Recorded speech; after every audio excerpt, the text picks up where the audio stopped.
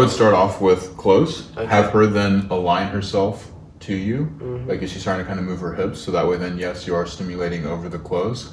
And again, it's not like you're trying to start a fire and like doing a lot of friction. Yeah. Instead, you're doing like nice slow movements and continue again with this whole sort of dance rhythmic movement that you've been doing with the dry humping. And don't just hover, then stay there. Okay. Allow yourself to brush by, kind of tease her, treat it again like you would any other part of the body, so you're not just specifically trying to touch one part of it. Yeah, I think that touching the pussy even over the clothes, you shouldn't do it unless it's like just through pants. I think if you're still, in like full, tracksuits or whatever she's wearing bottom, I don't think it should be at that point. Do you agree with that? I think it should be to the point where she's in knickers. No, I mean, like if you're making out and you're dry humping, she's wearing her clothes, has a skirt on or has pants on, and is grinding into you, it's actually fine to introduce it then, because then she'll be much more comfortable towards it when you go later. So the main thing is that if she's pulling that part of her body away from you at any moment, then that's a clear sign not to be touching it. And if she's bringing that part of her body closer to you, then it's a sign that she could potentially want it. In that case, then just be sure to ask, does this feel good? Do you want this? Would you like me to continue?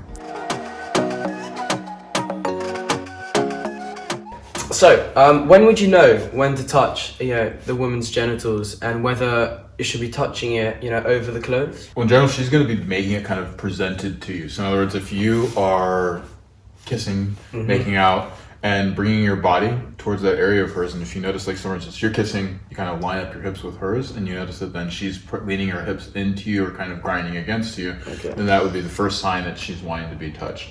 The next thing to do is to just gradually, like if you were to be taking your hand, as opposed to like freezing and staying on that place, just brush by it and notice, like, is she like orienting towards you, or again, is she closing away? And then when you actually do decide to go to touch, actually proposition to her in a way that's sexy. Like say, it's like, oh, I'd like to touch your pussy. Would you like that? Or, oh, you really turned me on. I would love to touch your pussy. Would you enjoy that? Or do you like it when I brush my hand over? Just that way you get some verbal consent before you do it. And I would start all of this, by the way, when the clothes are still on. When it actually comes, to fingering, I feel like most of the people, when they do it, it's in the dark and they can't really see what they're doing, because obviously, it's under the bed or, through the pants, so they can't really see what they're doing. So what would you be looking for? Like what spots, and how would you do it? Well, actually, I wouldn't be looking for like specific spots to start with. I would go for the general touch. Okay. So in the same way that you'd be touching like over the clothes, that you're not like trying to like sort of imagine if a girl would stimulate you, as opposed to like really trying to masturbate your cock. It might feel nice if she does like light brushing over it. So there's a technique called cupping that is where you keep your hand like this, and the idea is that as opposed to using your fingers to grab, you have this area here, and notice it kind of fits over the mound of what would be her pussy, fit into the hands. And literally, you can just sit there and start to just gradually like rub lightly over. Again, you're not doing hard friction like this. There should be no heat that's starting between your hand and the other person's body. Instead, lightly sliding over. Imagine if you're like kind of caressing a face. That's what you're going to start off that way, even with the clothes on. And then do that with the panties on, because a lot of times the panties are nice and smooth. And then when you get down to the skin, this part here is important, that you might not be able to slide because your skin might stick to hers and that would be uncomfortable. So in that case, it can even just be just a very small shifting like this is going to create a lot of stimulation, and just working in circles.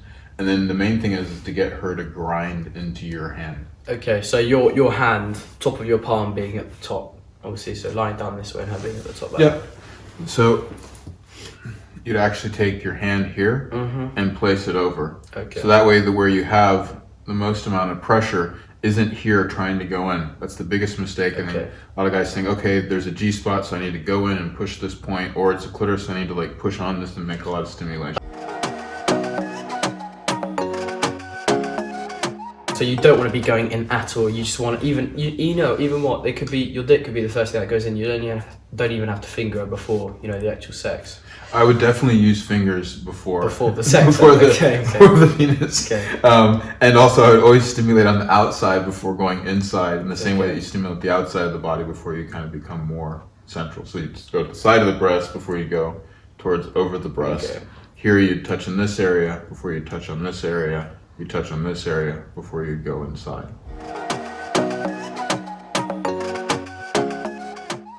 And what about the clitoris and the G-spot? Obviously, that's two extreme, really sensational spots. Sensual, yeah. Sensual It's spots or for the, erogenous zones. for the women. Where'd you get them? Where are they? Well, these areas are going to become a lot more open for being stimulated, touched once they get aroused. It's kind of like your penis when it's limp.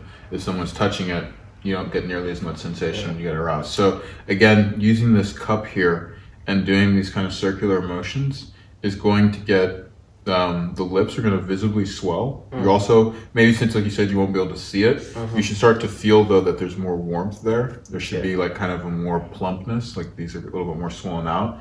You might even start to notice that the clitoris starts to get a little bit harder and grow. Now sometimes it's very small, so it's not like with the penis where you have this huge amount of size change that you might notice, but percentage-wise, actually, the clitoris can grow up to 300%. Oh wow. Okay. And then everything that's happening inside with the G-spot, for instance, most people aren't going to really feel their G-spot until everything gets filled with blood flow and gets active, and then they'll be able to actually identify that there's something pleasurable there.